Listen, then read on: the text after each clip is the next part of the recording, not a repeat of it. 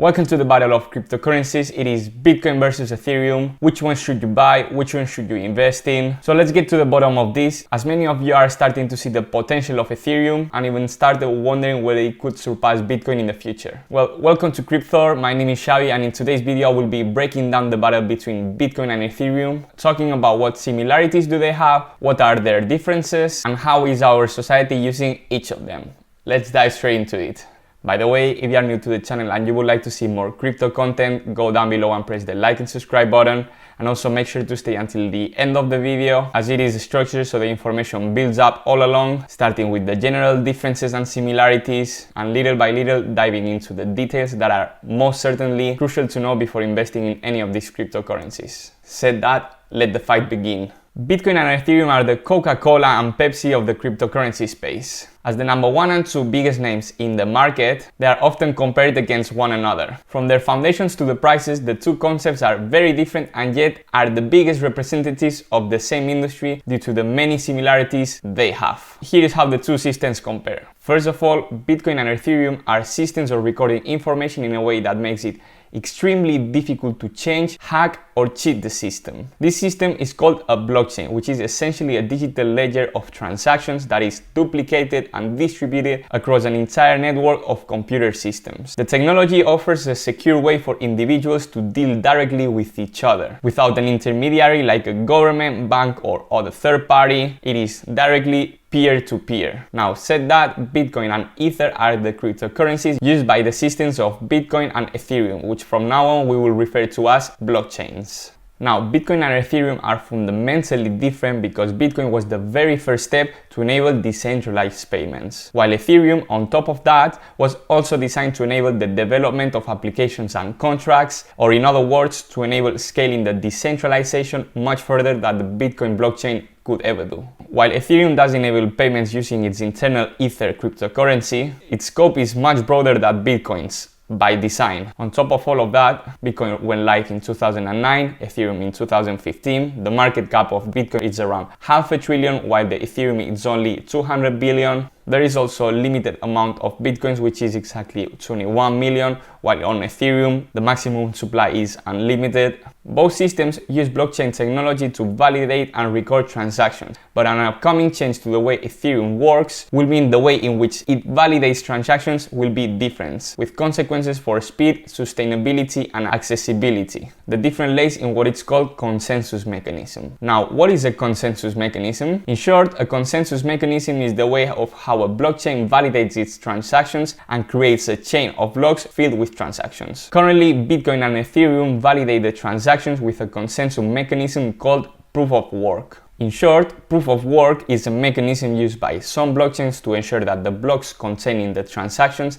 are only regarded as valid if they require a certain amount of computational power to produce. However, the Ethereum blockchain has already scheduled for later this year to migrate to another mechanism to validate its transactions, called proof of stake. Now, proof of stake, opposite to proof of work, is not based on using computational power to validate the transactions, but instead, the participants, referred to as validators, must lock a set amount of coins, also referred to as tokens, in what is called the smart contract on this system, the blockchain. In exchange, they get a chance to validate new transactions and earn a reward. But if they improperly validate bad or fraudulent data, they may lose some or even all their locked coins, their stake, as a penalty. So the foundation of validating transactions lays on the fact that to do so, you need to have Ether locked instead of using computational power like in proof of work. Now, if you didn't fully understand that part, that's alright. I know it's not very intuitive, especially because it is very hard to imagine and the human brain really likes seeing how things work to understand them. All you need to know is that without the need for powerful computer hardware, proof of stake is considered a much more environmentally friendly consensus mechanism compared to proof of work, and that Ethereum will soon be using this mechanism to validate its transactions. So, summarizing what we talked so far, Bitcoin was developed to specifically facilitate decentralized payments, that is, to allow people to send and receive payments without an intermediary such as a bank, and Ethereum, on the other hand, was designed to do more than just send and receive Ether. As you can see in the image below, there are around 3,000 projects built on Ethereum, more than 50 million smart contracts on it,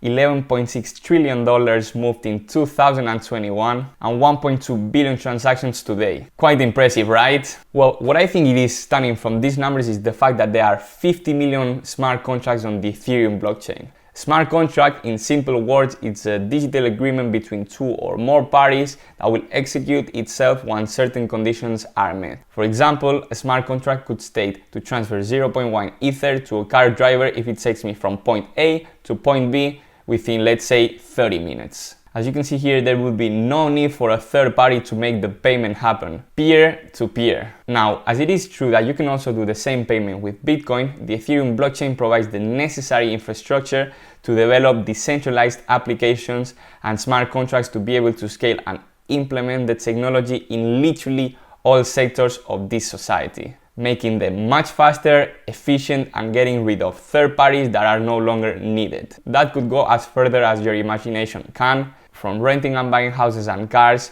going to the barbershop, ordering 2 pizzas, to even allow having a voting system that can't be rigged. Imagine the countless hours you would save if you could just go to an app on your phone, find the house of your dreams, and to be able to pay with just a few clicks, as the transaction would be stored and registered forever in the blockchain, sparing yourself all the paperwork hassle it inevitably involves buying a house or a property nowadays. Now, a slightly more technical insight that I think it is very relevant to know are the block time, which is how often a block is produced and therefore how often the transactions are validated. That's exactly how the blockchain works. Every block time, in the case of Bitcoin, around 10 minutes, the transactions which are written in the block to be added are validated, and if they are valid, the block will be added to the blockchain, storing all the transactions forever on the chain. Now we can see here that Ethereum can support 30 transactions per second against the around 7 that Bitcoin can take, and we can also see that the block time of Ethereum is around 12 to 14 seconds, while the block time for Bitcoin is around 10 minutes. We are comparing 12 seconds with the 10 minutes of Bitcoin, which are 600 seconds.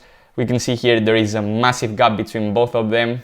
Now, by comparing the scalability of Bitcoin and Ethereum blockchains, especially if we use the characteristics of the upcoming Ethereum updates called the merge and sharding, we can objectively see that Ethereum is much more scalable, as in fact, it was designed for that. Now, briefly about the upcoming upgrades. Well, the first upgrade we're gonna see is the merge, which will mark the end of proof of work for Ethereum and the full transition to proof of stake. The merge will reduce Ethereum's energy consumption by 99.95%, as its consensus mechanism will no longer be proof of work, but instead proof of stake. And then the next upgrade we're gonna see is the one called sharding, which is expected to happen between 2023 to 2024.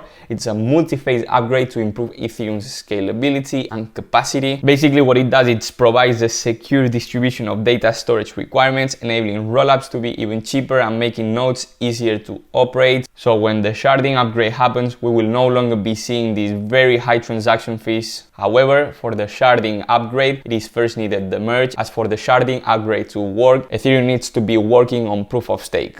Now, said all of that, I would like to summarize everything we talked about so you get a clear picture and understanding of the differences and similarities between Bitcoin and Ethereum. First of all, Bitcoin was designed to enable decentralized transactions peer-to-peer to make them possible, whereas Ethereum was also on top of that designed to enable the development of decentralized apps, smart contracts, and decentralized finance, among others. Or in other words, it was designed to enable scaling the decentralization applications much further than the Bitcoin blockchain was designed for. On top of that, when it comes to utility, which in this case the only way to compare the both of them is by looking at their transactions performance, Bitcoin has nothing to do at beating Ethereum, especially when Ethereum carries out the sharding upgrade. However, I would say that it is not exactly fair to compare them, as their design intentions are very different. Ethereum was designed after Bitcoin, so it was designed to be able to do the same as Bitcoin but more efficiently and scalable, as well as provide the framework to bring blockchain and decentralization closer to our society. Said that, many institutions are starting to see Bitcoin more as a long-term investment asset and also as a way to keep and protect their wealth due to its scarcity, as there are only 21 million Bitcoins, so it is starting to be seen pretty much like gold, the digital gold, while Ethereum, with an unlimited supply, although deflationary, is seen as the framework to start building projects, so the token has a different utility compared to Bitcoin. These projects could be decentralized apps, decentralized finance, traceability related projects for big companies, and pretty much everything one could imagine, while at the same time it is true that it also allows investors to speculate on a future price increase due to the value it provides. Now said all of that, that's enough talking for me. Do you think Ethereum could ever surpass Bitcoin's market cap? Let me know down below in the comments, I'll be reading all of you. That's it for today. If you found this video useful and you feel like you learned something, you can let me know by going down below and pressing the like and subscribe button, and also sharing it with your friends, colleagues, and even family. That will really help me, especially now that we are starting to grow the channel. If you share it with someone that even learns a single thing, I'm already happy about that. So together we can make sure everyone is well informed. I'll see you in the next one.